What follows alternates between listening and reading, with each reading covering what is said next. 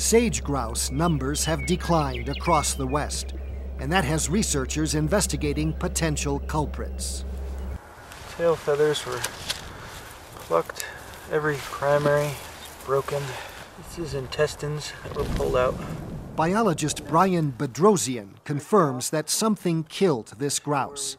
He finds blood on the feathers, indicating a struggle. Following the trail of feathers, he tries to unravel what happened. So whatever killed her on the nest, dragged her off, finished her where we just started.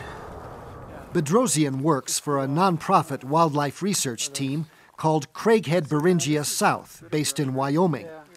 This team has a long history of studying not sage grouse, but ravens. With North America's largest grouse species in trouble, ravens have come under scrutiny because they prey on sage grouse.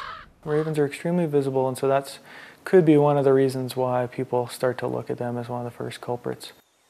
And while ravens do consume the eggs and chicks of sage grouse, they're not alone. Other predators include coyotes, foxes, eagles, owls, and even human hunters. It's always easy to point your finger at predators when a population of prey species is declining. So we wanted to put some hard science behind those theories to see if populations were being, in fact, limited by ravens. Nearby, Grand Teton National Park offers an ideal study site, one of the world's highest concentrations of nesting ravens. If ravens were seriously impacting the sage grouse, then we should be able to detect it here easier than in other areas. At this kill site, all indicators point to a predator of the four-legged kind.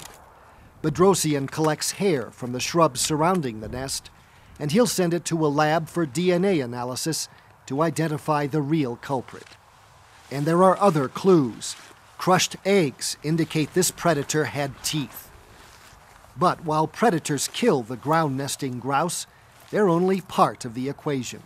And in the case of the sage grouse, I think most people understand that it's loss of habitat that's causing most of the problem. The U.S. Fish and Wildlife Service estimates that today there are roughly 160 million acres of sagebrush habitat. That's about half the size of the grouse's historic range. Sage grouse are called a sagebrush obligate because they can't survive in any other kind of habitat. Sage is the sage grouse's primary source of food. They eat the leaves of the sagebrush. It provides shelter. It really provides all the things for their home that they need. Even with the population estimated at anywhere from 100,000 to 500,000 individuals across the West, the sage grouse is under consideration for listing as a threatened species. The Fish and Wildlife Service says the primary threat to sage grouse is potential loss of habitat due to invasive weeds, oil and gas drilling, roads, power lines, and other human development. But that's not to say predators don't play a role. Ravens and sage grouse evolved together for tens of thousands of years, and they do represent a threat to nesting birds. But in the wild, if other things equal, they're not a threat to the sage grouse. In this national park, where human development is restricted, ravens do not appear to be the limiting factor. That's despite the high density of nesting ravens and a relatively small population of grouse. For This American Land, I'm Gary Stryker.